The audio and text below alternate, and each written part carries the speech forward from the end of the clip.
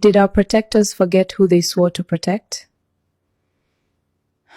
Hello Uganda, this is Becky. Today I'm not here to fight anyone. I'm here to remind our police and our army of something important.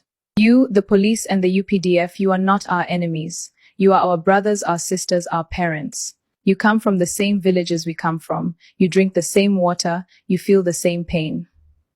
But sometimes we see beatings, we see bullets, we see fear, and we ask ourselves, have you forgotten your duty? The Constitution of Uganda says your duty is to protect life and property, to keep law and order, and to serve every citizen without fear or favor. Your duty is not to silence people. Your duty is not to beat the citizens who pay to feed your families. Your duty is not to kill the people you swear to protect.